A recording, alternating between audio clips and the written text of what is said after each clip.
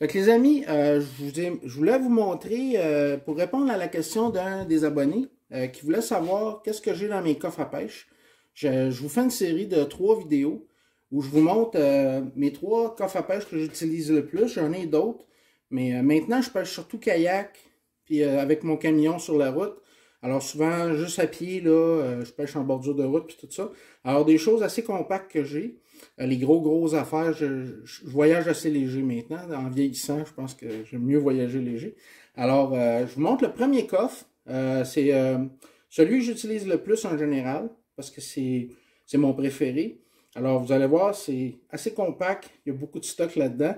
Il y a 0,1 cm qui est perdu. Alors, je vous montre ça tout de suite.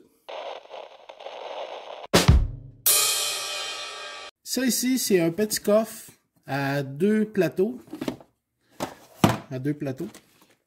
Comme ça.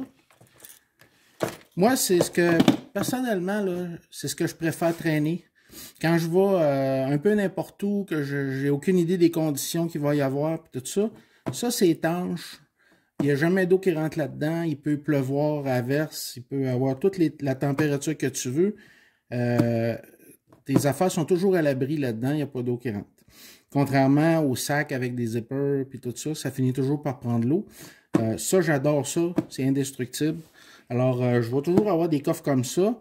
Fait que je vous présente ça. Ça, c'est peut-être le coffre que j'utilise le plus. J'ai 3 coffres que j'utilise beaucoup, dépendamment des circonstances. En passant, ça, là, ça se vend des peanuts, environ 25$ là, chez Walmart, chez Canadian Tire, partout. Fait que vous pouvez avoir ça pour vraiment pas cher. Puis il y a quand même beaucoup de rangement là-dedans. C'est impressionnant. Vous allez voir la quantité de l'heure qu'on peut mettre. Fait que moi, je remplis toujours au maximum. Fait que c'est dans ma nature. Sur le dessus, des petits compartiments. Des fois, je vais mettre les agrafes. Ici, j'ai un couteau que je vais mettre, que je traîne dans mon coffre. De l'autre côté, en ce moment, il n'y a rien. Alors, je vous présente le premier étage. Je vais aller assez vite. Je ne ferai pas de grands détails avec chaque leurre. Mais vous allez voir à peu près qu'est-ce que j'ai dans mes coffres. Là, comme je vous dis, c'est assez compact. Il y a beaucoup de stock. Si je vais pas vite, là, on va passer 2 jours là-dessus. Fait que je vous montre ça assez rapidement. Vous allez voir que je suis quand même paré à toutes les situations et à peu près toutes les sortes de poissons. Alors, si on part du fond en venant vers moi, première case, des bucktails. J'entraîne toujours les bucktail jig. Comme je vous dis, je ne vous ferai pas toute la nomenclature des utilisations alouettes, là, mais bucktail jig, ici. Cuillère tournante, Booker-tail, comme ça, une grosse cuillère tournante. Une couple de bons gros spinnerbait. Différentes vibrations. Alors ici, j'ai des lames feuilles de saule. Ici, j'ai une grosse Colorado. Alors ça vibre beaucoup plus. Colorado. Ici, un chatterbait. Toujours utile à avoir. Chatterbait. Une grosse cuillère. Daredevil. Ah, un autre Booker-tail. Ah, un autre Booker-tail. Fluo. Poil noir. Quelques cuillères tournantes. Plus petites.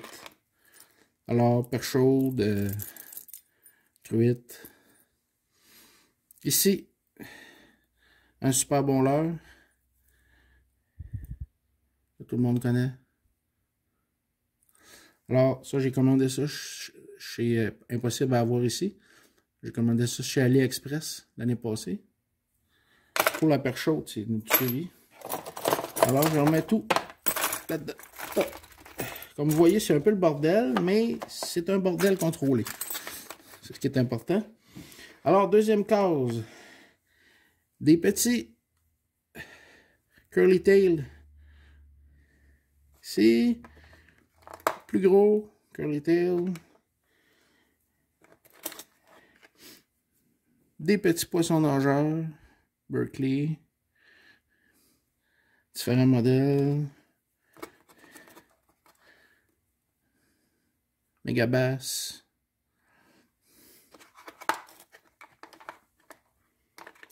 Alors, moi, j'aime avoir du choix. Un worm. Ici, c'est des petits jerkbait. Alors, c'est important.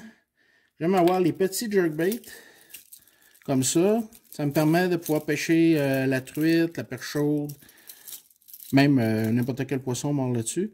Mais je tiens mes petits jerkbait à porter sur le dessus. Toujours très utile. Ah, ici j'ai un petit hameçon remorque. Vous allez en voir un peu plus loin, j'en ai d'autres.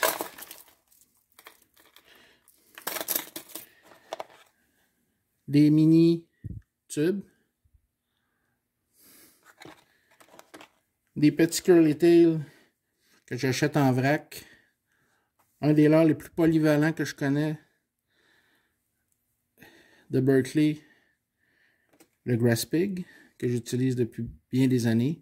Les blancs, c'est vraiment une nécessité. Plusieurs montages. Comme vous voyez, j'ai des leurres souples qui sont déjà montés. La plupart du temps. Comme ici, un montage Churrascaia, avec un hameçon texan. Ici, juste un hameçon texan. Alors, c'est la plupart du temps, les leurres que j'utilise le plus sont déjà montés. Des Swing Impact 4.8. Curly Tail qui vient de chez Walmart, que j'utilise depuis longtemps aussi, qui, dans certaines circonstances, est très bon. Ici, j'ai d'autres Grass Pig, d'autres couleurs que j'utilise un peu moins, mais j'aime mieux les avoir. Alors, il n'y a pas d'espace perdu. Hein? Bon, ici,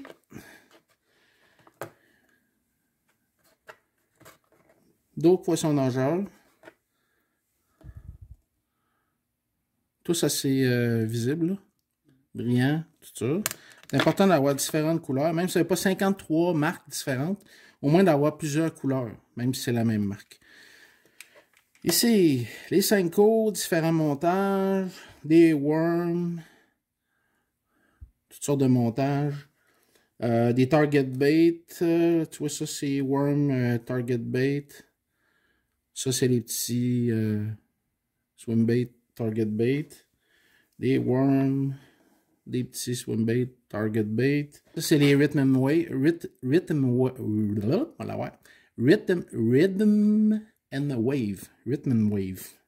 wave. Pas je chante ça. Hein? Avec des petits rhythm wave, target bait, d'autres Senko, montage texan que j'aime bien. Bon, que ça, premier étage, comme vous voyez, il y a déjà pas mal de stock là. Vous pourriez pêcher avec juste ça, là, en réalité, ça serait déjà une bonne chose. Bon, deuxième étage. C'est ma petite section leurre dure. Bon, ici, j'ai deux poppers. C'est des poppers bâtons. Alors, dépendamment de la force qu'on donne, on peut les ramener en Wild Dog ou en popper, tout simplement. Un petit Shadow Wrap à 3 hameçons. L'autre à côté,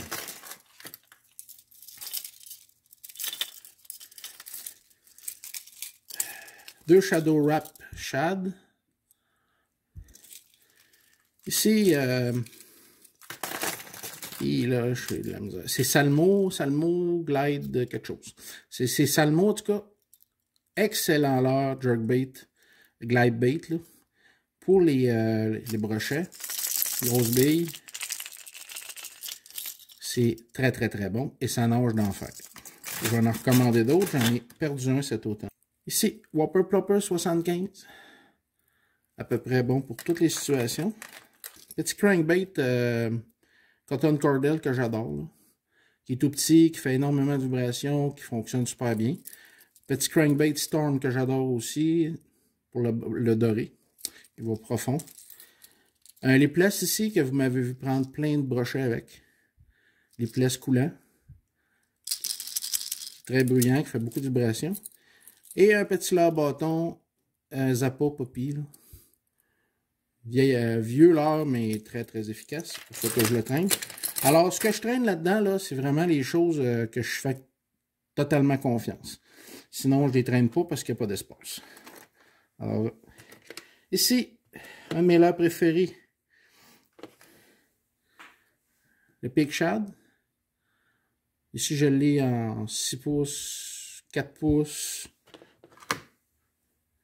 Montage Choriskaya, je pense que je le prononce jamais bien. Comme ça, avec un hameçon texan. Ça nage bien, ça pointe du brochet. C'est excellent. Petit one-up. Comme vous voyez, il y a du brochet qui a mordu là-dessus. Alors, petit one-up comme ça. Orange et jaune, je les adore. Ici, one-up. Très discret. Quand on les regarde dans l'eau, ceux-là, on penserait vraiment que c'est des basses. Et le reflet dans l'eau est vraiment hallucinant. Ici, c'est des leurres. Les autres changent de couleur avec la température. Mais pour certaines circonstances, pour le doré, entre autres, là, ils sont un peu plus longs. Ils ont une queue qui frétille, mais qui est très molle. Alors, ça vibre moins fort. C'est des bons leurres. Fait que je les traîne toujours, dépendamment de ce que je vais pêcher.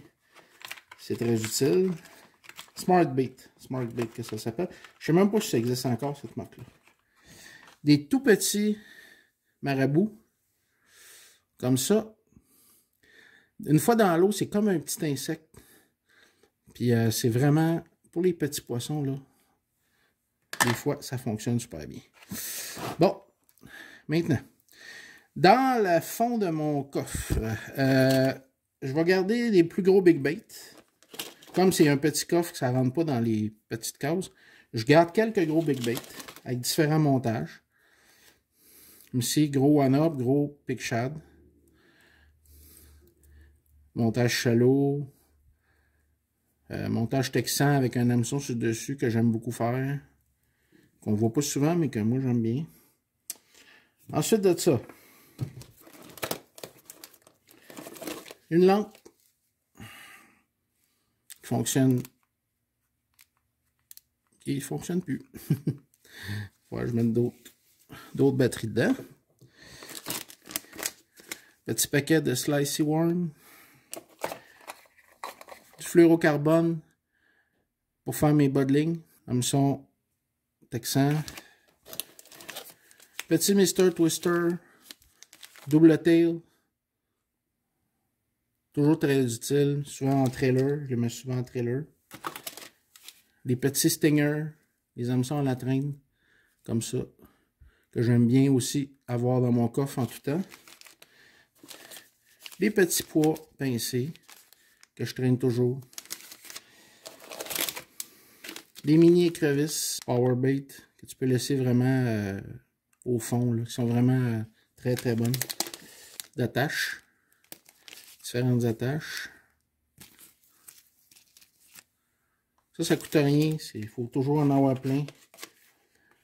Des Curly Tail Gulp. On peut pêcher ça presque comme un ver de terre. Ça a beaucoup de goût, ça a beaucoup d'odeur. C'est dans du jus. Là. Fait qu'il faut juste s'assurer que la pochette est toujours bien fermée. Faut pas que le jus se ramasse dans votre coffre. Surtout que moi, je mets un fond dans le fond. Là.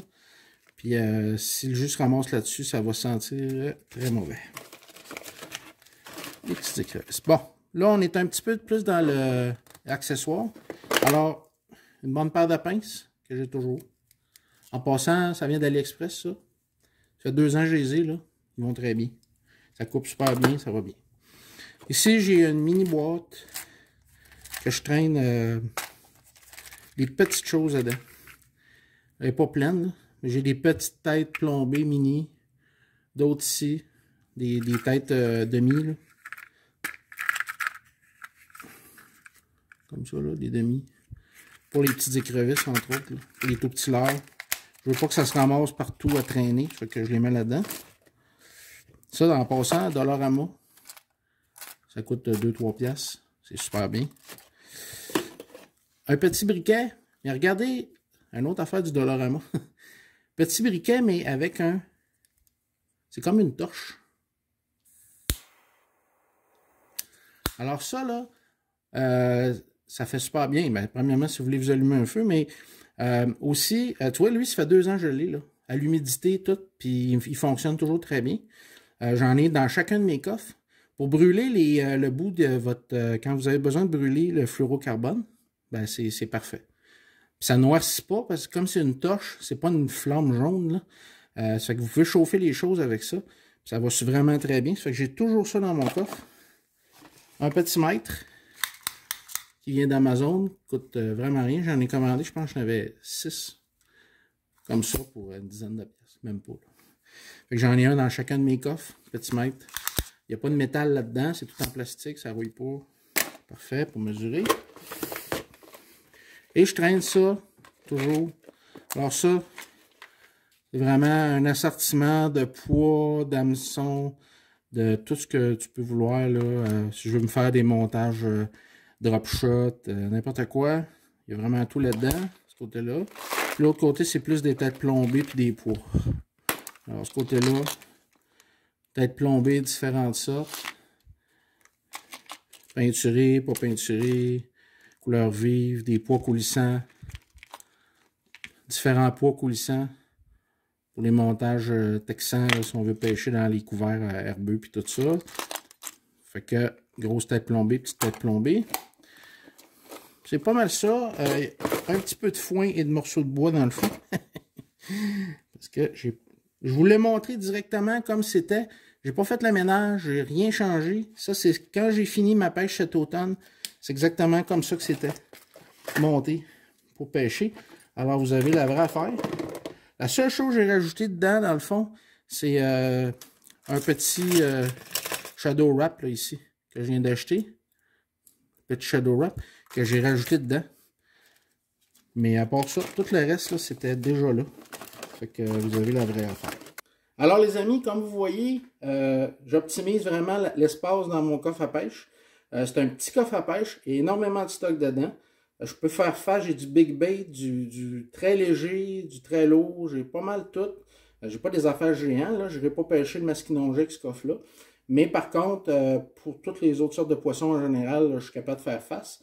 Que ce soit dans de l'herbe, dans de l'eau libre, dans n'importe quoi, que je sois en baie James ou que je sois ici dans le coin de Montréal à pêcher de l'achigan, ça va faire la job. Je suis capable de me débrouiller. Avec une bonne canne, je suis capable de me débrouiller. Fait que, avec ça, ça peut vous donner des idées de choses que vous pouvez avoir dans votre coffre. Je suis pas quelqu'un, je suis pas un snob des leurs, moi là, qui va essayer. Ça prend absolument telle marque, là. Moi, je suis vraiment, j'y vais avec le côté pratique. Si ça vient de chez Dollarama ou si ça vient de chez Walmart, là, ça me dérange pas. J'ai pas de problème avec ça. Fait que, mon but, c'est de prendre du poisson. Fait que, on se revoit pour la prochaine vidéo. Ça va être sur mon autre coffre à pêche, qui est semblable à celui-ci, mais un peu plus gros.